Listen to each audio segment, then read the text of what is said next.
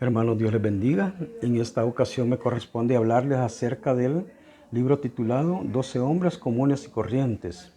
El tema general del libro es el discipulado. El capítulo 1 nos trata acerca del llamado de Jesús a los 12 apóstoles. La enseñanza que encontramos en este capítulo es por qué Jesús escogió a hombres ordinarios sin mucha fama o educación. Dios escoge a lo humilde, lo bajo, lo manso y lo débil. Dios escoge instrumentos débiles para que nadie atribuya el poder a instrumentos humanos. Muchos cristianos nos desalentamos cuando nuestra vida espiritual o testimonio sufren por el pecado o por nuestros fracasos. Tenemos la tendencia a pensar que no valemos nada, pero las personas que no valemos nada son precisamente la clase de gente que Dios usa para sus propósitos. El capítulo 2 habla acerca del apóstol Pedro. Y el apóstol Pedro nos deja la enseñanza de liderazgo. Cómo Dios tomó a un hombre con una personalidad impulsiva y rebelde y la transformó en un líder fuerte como una roca, el predicador más grande de los apóstoles. Definitivamente el carácter es una cualidad que hace posible el liderazgo. Y el carácter de Pedro fue moldeado por el ejemplo que había visto de Jesús. Pedro tuvo que aprender a ser sumiso, una cualidad poco usual para cultivar en un líder. Después de todo, el líder es la persona que está a cargo y espera que todos se sometan a él.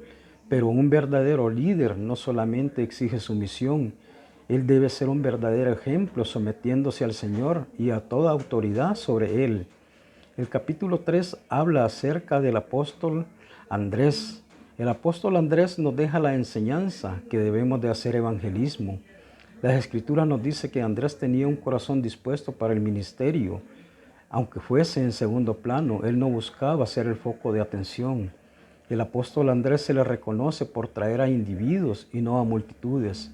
No hay duda de que la forma más efectiva de hacer evangelismo es traer uno a uno.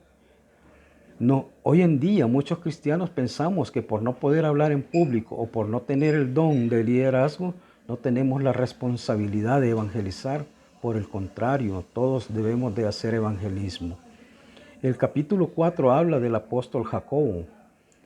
En él encontramos la enseñanza, la pasión por la fe.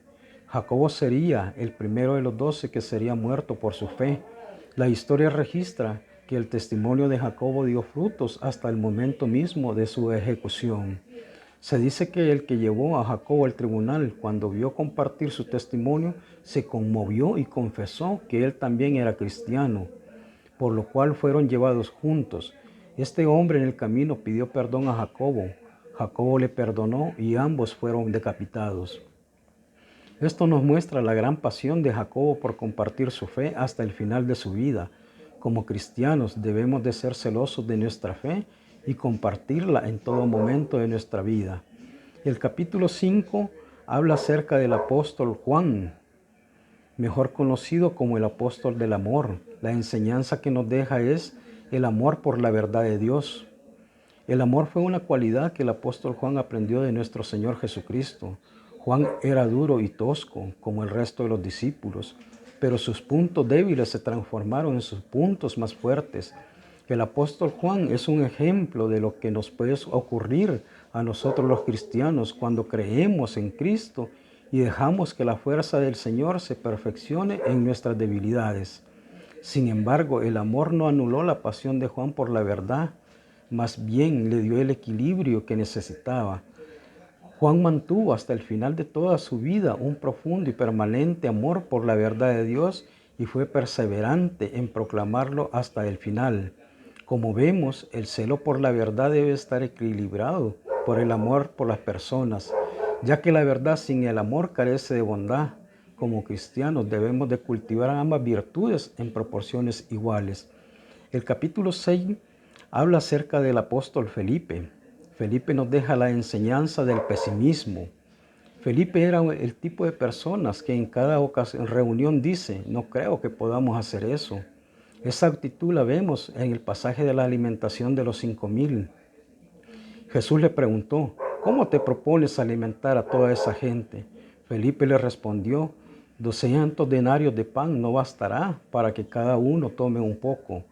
Lo que Felipe vio en su pesimismo fue la imposibilidad de la situación. Sus pensamientos eran pesimistas. No vio la oportunidad que se presentaba para que el Señor enseñara a toda esa gente. Como cristianos caemos en ese mismo pesimismo.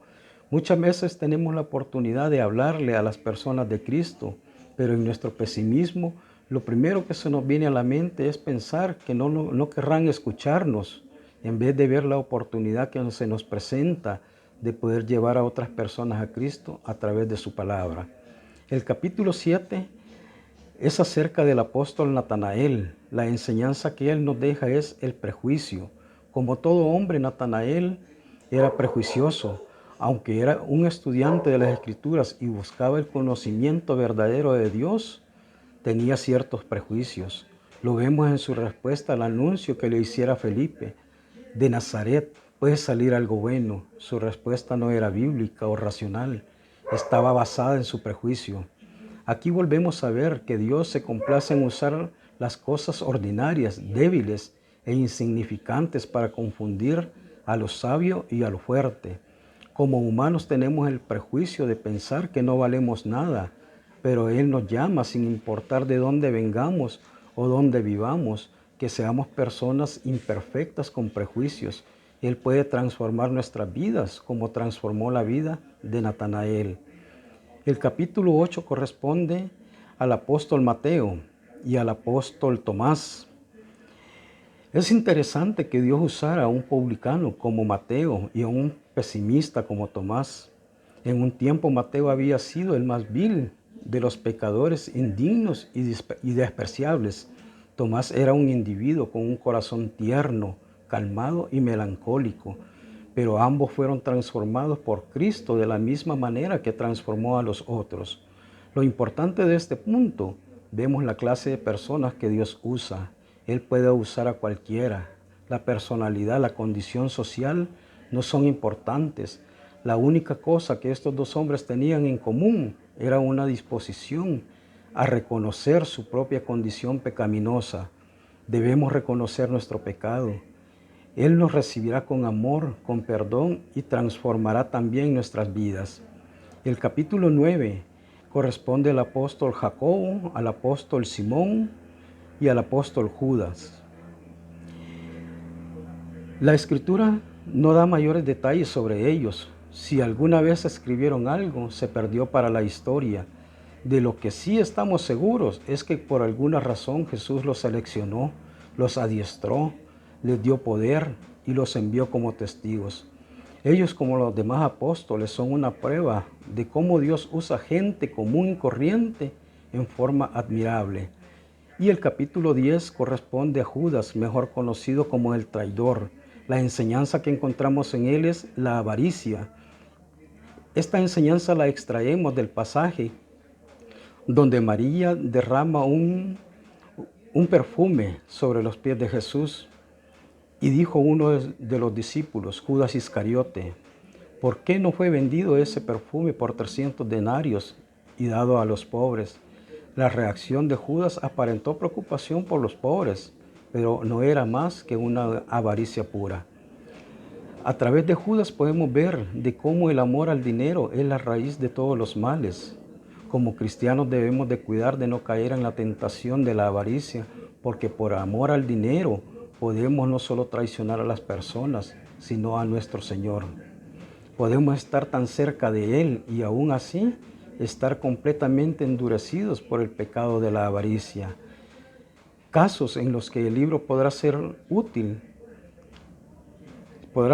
para el discipulado, para el liderazgo, para transformar nuestras propias imperfecciones, para personas con prejuicios, para personas con bajo autoestima espiritual. Y como conclusión personal, aprendí de este libro que Dios no busca personas perfectas, con educación o con posición social. Dios está buscando personas como usted y como yo, con imperfecciones, con fracasos y con tendencia a equivocarnos, pero con un corazón dispuesto a cambiar. Que Dios Todopoderoso me las bendiga.